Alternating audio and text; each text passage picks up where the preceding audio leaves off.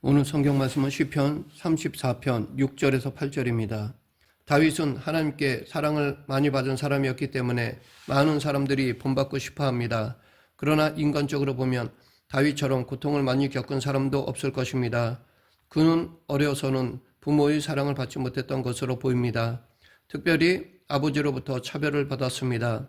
사무엘이 사울의 뒤를 이어 왕이 될 사람에게 기름을 붓기 위해 왔을 때 다윗은 그 자리에 참여하지 못하고 들에서 양을 돌봐야 했습니다. 또 목숨을 건 전쟁터에 다른 아들들도 있었는데 막내인 그가 아버지의 심부름을 가야 했습니다. 또한 그는 자기를 사랑하는 여자를 만나 결혼하기는 했지만 그 아내는 자신의 신앙세계를 이해하지 못하는 사람이었습니다. 그래서 하나님의 언약궤가 들어올 때 다윗이 기뻐서 춤추다 옷이 벗겨지니까 그를 업신여겼습니다. 또한 질투와 시기심에 눈이 먼 장인이자 왕은 자기를 죽이려고 끈질기게 추격하였습니다. 더욱이 눈에 넣어도 안 아플 딸이 강간당했다는 소식이 들려왔을 때 알고 보니 강간범은 다름 아닌 자기가 낳은 첫째 아들이었습니다.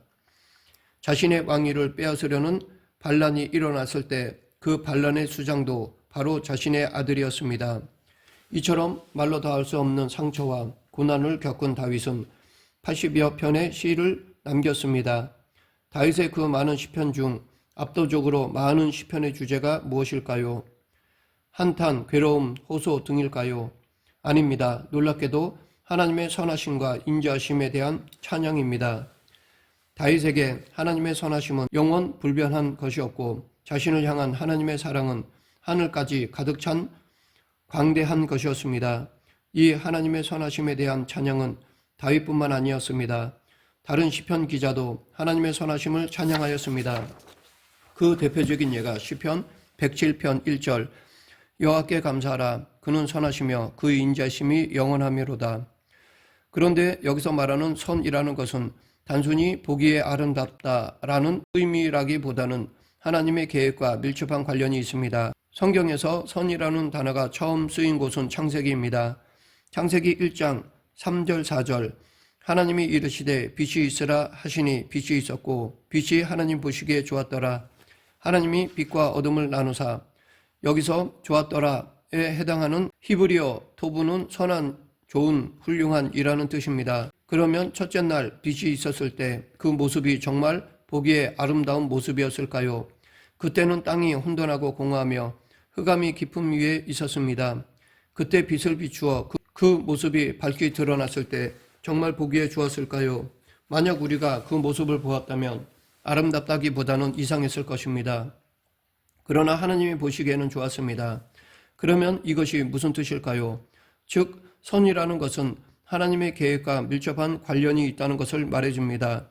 다시 말해 좋다는 것은 하나님께서 인도하신 대로 창조되어 당신께서 원하시는 상태인 것을 가리킵니다. 그러니까 선이라는 것은 인간이 생각하기에 좋은 것이 아니라 하나님 보실 때 완벽한 조화와 균형을 이룬 상태를 말합니다. 즉 하나님이 만족하시는 상태입니다. 그런데 바로 이 점에 있어 우리에게 문제가 있습니다. 왜냐하면 자신이 선하게 생각하는 것과 하나님께서 선하게 생각하시는 것이 다를 때 우리는 하나님의 선하심을 따라가는 것이 아니라 오히려 그것을 의심하고 자기가 생각하는 선을 따르기 때문입니다. 그렇게 하니까 하나님께 순종하지 못하고 계속해서 자기가 좋다고 생각하는 대로 살게 되는 것입니다. 그리고 그러다 보니 삶이 뒤틀리고 복잡해지는 것입니다. 그러면 이러한 자기중심적인 생각의 깊은 곳에는 무엇이 자리 잡고 있습니까? 자신의 존재가 새롭게 변화되어 하나님의 마음에 드는 사람이 되려는 것보다 하나님은 그저 내가 원할 때만 오셔서 내가 원하는 방식으로 나를 도와주시면 된다는 생각이 자리 잡고 있습니다. 즉 하나님의 뜻을 이루는 삶보다는 자기가 원하는 인생을 살고 싶어하는 생각입니다. 그러나 그리스도인의 성화의 삶은 하나님의 선을 나의 선으로 받아들이는 순종의 과정입니다. 하나님의 선하심이 나에게도 선하다는 사실을 감격적으로 받아들일 때까지 우리는 부서지고 더 깨어져야 합니다. 사도 바울은 이것을 나는 날마다 죽노라 라고 표현하였습니다. 이것은 자신의 생각이 부서지고 자신의 인생의 목표가 깨뜨려지고 자신의 행복만을 위해 살려는 자기중심적인 욕구가 무너지는 것을 말합니다. 그때야 비로소 예수님이 우리에게 바라시는 모습이 어떤 것이라고 알려주시면 그것을 받아들일 수 있게 됩니다. 이렇게 되기 위해서는 우리는 예수님을 만나야 합니다. 그것도 더 깊이, 더 많이 만나야 합니다. 그때 예수님이 나를 무엇으로 빚으시든지 그것이 가장 선한 것이고 하나님 보시기에 좋은 것이면 내가 보기에도 좋은 것이라고 고백하며 자신을 예수님의 손에 맡겨드릴 수 있습니다. 그래서 다윗은 8절 상반절에서 너희는 여호와의 선하심을 맛보아 알지어다 라고 선포하였던 것입니다. 시편 34편에는 다윗이 아비멜렉 앞에서 미친 채 하다가 쫓겨나서 지은 시라는 표제가 붙어 있습니다. 이 시편의 배경은 사무엘상 21장에 나옵니다. 이 시는 다윗이 언약 백성인 이스라엘 사람들을 향해 쓴 시입니다. 그들은 모두 하나님께서 살아계시며 선하신 분이라는 사실을 믿고 알고 있습니다. 그러나 다윗은 그러한 그들에게 하나님의 선하심을 맛보아 알라고 촉구하고 있습니다. 왜냐하면 머리로만 아는 것은 소용이 없기 때문입니다. 정말로 하나님의 선하심을 맛보고 알 때에야 비로소 정말로 하나님의 선을 자신의 선으로 받아들일 수 있기 때문입니다. 여기에서 우리는 존재하는 선과 경험하는 선을 생각하게 됩니다. 하나님께서는 분명히 살아계시며 온 땅과 만물을 다스리고 계십니다. 우리가 그 사실을 믿든지 믿지 않든지 하나님은 언제나 선하신 분이십니다. 사람들이 신은 있다, 없다, 혹은 좋은 분이다, 나쁜 분이다 라고 떠든다고 할지라도 하나님은 언제나 태양처럼 변함없이 거기 계시며 당신의 선하심을 모든 피조물에게 나누어 주십니다. 이 사실에 대해 야고보 사도는 온갖 좋은 은사와 온전한 선물이 다 위로부터 빛들의 아버지께로부터 내려오나니 그는 변함도 없으시고 회전하는 그림자도 없으시니라 라고 하였습니다. 그렇지만 우리는 하나님의 선하심을 실제로 경험해야 합니다. 하나님의 객관적인 선하심을 아는 것만으로는 부족합니다. 그것은 능력이 없습니다. 이러한 객관적인 영적 지식이 자신의 삶 안에서 주관적으로 경험될 때만 자신에게 유익이 됩니다. 우리가 애매한 고난을 당하든지 혹은 자신의 죄와 불순종으로 고난을 당하든지 하나님은 그러한 상황 속에서도 당신의 선하심을 믿고 바라보는 사람들에게 실제로 선을 베푸십니다. 그 예가 바로 요셉입니다. 요셉은 슬픔의 사람이었고 상처의 사람이었습니다. 17세라는 어린 나이에 형들에게 미움을 받아 이방의 땅에 종으로 팔려갔습니다. 언어와 문화가 다른 땅에서 그는 말로 다 할 수 없는 고통의 나날들을 보냈습니다. 그럼에도 불구하고 그는 당신들은 나를 해하려 하였으나 하나님은 그것을 손으로 바꾸사 오늘과 같이 많은 백성의 생명을 구원하게 하시려 하셨나니 라고 고백하였습니다. 여기에서 요셉이 하나님께서 악을 선으로 바꾸셨다라고 말한 것은 종으로 팔려온 자신이 잘 풀려서 애굽의 총리 자리에 오른 것을 말하는 것이 아닙니다. 하나님께서 흉년으로 굶어 죽어가는 수많은 사람들을 살리신 일을 가리킵니다.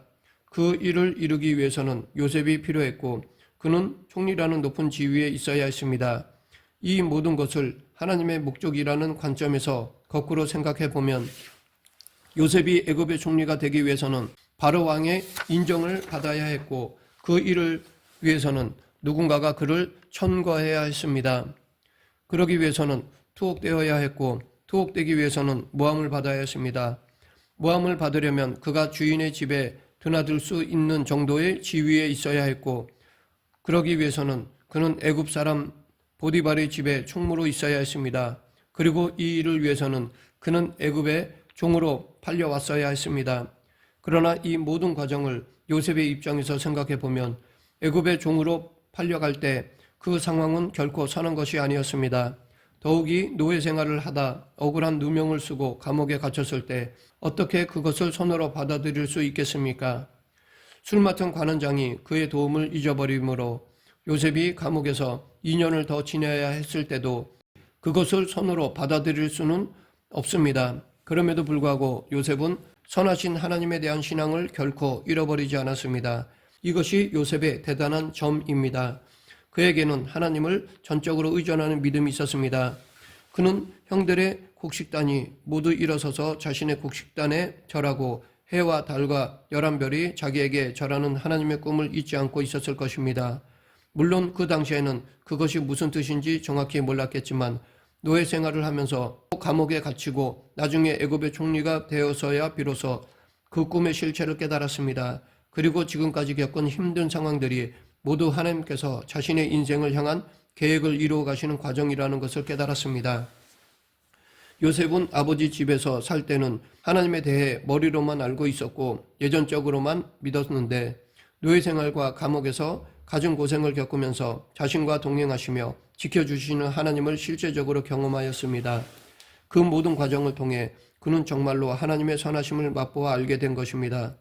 당시 그 누구도 관심 있게 보지도 않았고 뛰어나지도 않았던 요셉을 하나님이 당신의 뜻을 이루는 도구로 사용하셨듯이 지금 보잘것없이 보이는 사람이라 할지라도 하나님께는 그를 통한 당신의 뜻과 계획이 있습니다.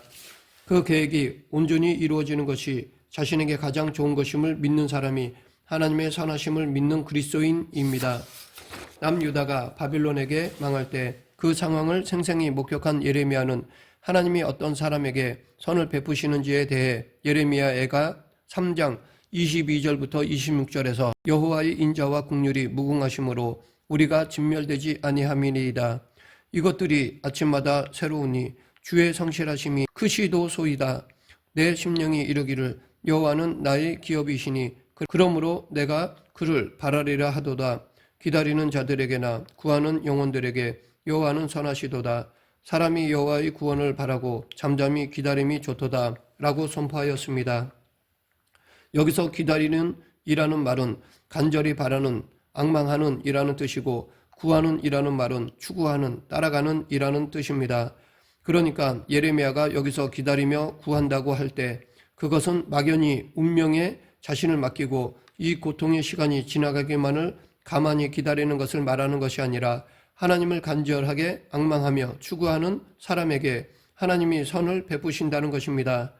예레미야 애가를 기록한 시대적 상황을 보면 당시 나라는 망했고 성전은 파괴되었습니다.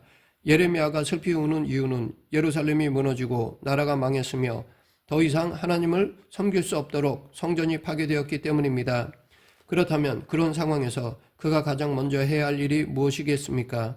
의병을 조직하고 나라를 해방시킬 일꾼들을 모으거나 아니면 건축 헌금을 거두어서 무너진 성전을 다시 재건하는 것일 것입니다. 그러나 예레미야는 하나님을 간절히 찾고 추구하기를 원하였습니다. 우리는 살아가면서 많은 고통과 어려움을 겪는데 놀랍게도 성경은 우리에게 상황과 싸우며 환경을 따라가는 사람이 아니라 하나님을 추구하는 사람이 되라고 합니다. 인생에서 가장 중요한 문제는 어떻게 밥을 먹고 사느냐가 아닙니다. 얼마나 좋은 집에 사느냐가 아닙니다. 얼마나 높은 지식을 쌓느냐, 얼마나 유명하냐도 아닙니다. 인생에서 가장 중요한 것은 인생이 어디를 향하여 가고 있는지 그 방향입니다. 하나님께로 향한 올바른 방향이 가장 중요합니다. 하나님께서는 우리가 전심으로 우리의 시선을 당신께 고정하고 살든지 죽든지 당신만 바라보면서 살아가기를 원하십니다. 그런 마음으로 하나님 앞에 간절히 매달려 기도하며 나아가기를 바라십니다. 우리가 주님의 은혜와 도움을 구하지만 상황이 나아지지 않을 때가 많습니다. 그러나 하나님은 놀랍게도 간절히 당신을 바라보고 기도하는 사람의 마음 속에서 먼저 역사하십니다. 그래서 상황이 아니라 기도하는 그 사람을 먼저 변화시키십니다. 우리의 관심은 하나님이 나에게 주시는 것들에만 있지만 하나님의 관심은 우리의 존재 자체입니다. 우리는 시련과 고통을 당할 때에야 이 사실을 깨닫게 됩니다. 그리고 우리가 의지할 것은 이 세상에 있는 것들이 아니라 하나님이라는 사실도 어려움을 당할 때 깨닫게 됩니다. 우리가 마음과 뜻과 목숨을 다해 전심으로 의지하며 살아가야 할 분이 하나님 한 분이라는 사실을 깨닫게 되는 것입니다. 인간은 고통을 당할 때 하나님을 생각하는 존재입니다. 다윗도 비참한 상황 속에서 자신의 인생을 붙들어 주시는 하나님의 섭리를 발견하고 8절 하반절에서 그에게 피하는 자는 복이 있도다 라고 고백하였습니다. 히브리어에서 복은 크게 두 가지가 있는데 베레카와 에쉐르입니다. 베레카는 물질적인 유익을 얻는 기쁨에서부터 정신적인 즐거움에 이르기까지 넓은 의미의 복을 가리키는 말입니다. 에쉐르는 정신적이고 영적인 복을 말합니다. 그러니까 하나님과의 언약 관계에 있는 이스라엘 백성들만이 받을 수 있는 복을 가리킵니다. 여기서 말하는 복은 베레카가 아니라 에쉐르입니다. 다윗은 블레셋 가드왕 아기스 앞에서 죽음의 위기를 맞았다가 미친 척하며 벗어날 때 감격했습니다. 그러나 그는 여전히 도망자 신세였고 자신의 손에는 먹을 것이 아무것도 없었습니다. 그런데 그는 하나님께 피하는 사람이 받는 복을 방금 전 생생하게 경험했습니다. 하나님의 선하심이 자신의 영혼을 어루만진 것을 생생하게 경험했습니다. 고대 사회에서 남자의 종기의 상징이라고 할 수 있는 수염의 침을 질질 흘리며 미치광이 행세를 함으로 겨우 도망칠 수 있었던 다윗의 신세는 사람들이 볼 때 전혀 행복해 보이지 않았을 것입니다. 그러나 그의 마음속에는 세상 누구도 알지 못하는 거룩한 행복이 가득했습니다. 이것이 바로 에쉐르의 기쁨입니다. 하나님을 멀리 떠나 고통 가운데 있다가 하나님께로 돌아오는 것은 기쁜 일입니다. 하지만 내가 그렇게 회개하고 돌아온다 하더라도 하나님이 내게 즉시 물질적인 복을 부어주지는 않으십니다. 나의 건강을 금방 회복시켜 주시거나 나를 괴롭게 하던 사람을 멀리 보내버리지 않으십니다. 물론 그렇게 할 수도 있으시지만 그렇게 하지 않으실 때가 더 많습니다. 그러나 하나님께로 돌아오는 사람에게 하나님은 즉각적으로 에쉐르의 복을 주십니다. 하나님은 당신의 품으로 돌아오는 사람에게 즉시 위로와 사랑을 보여주십니다.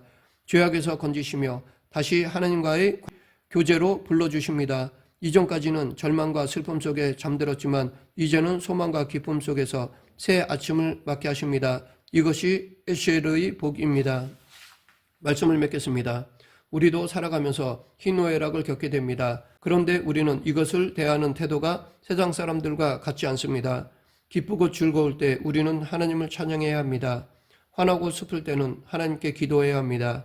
이 모두 예수님 안에서 해결해야 합니다. 그럴 때 하나님의 사랑과 의를 체험할 수 있습니다. 하나님의 선하심을 체험할 수 있습니다. 이 하나님의 선하심을 체험하는 저와 여러분이 되길 간절히 축원합니다. 기도하겠습니다. 사랑과 은혜가 풍성하신 하나님 아버지, 어떤 고난과 역경 속에서도 하나님의 선하심과 의로우심을 의심하지 않고 하나님을 믿고 신뢰하는 그리스도인이 되게 하여 주시옵소서.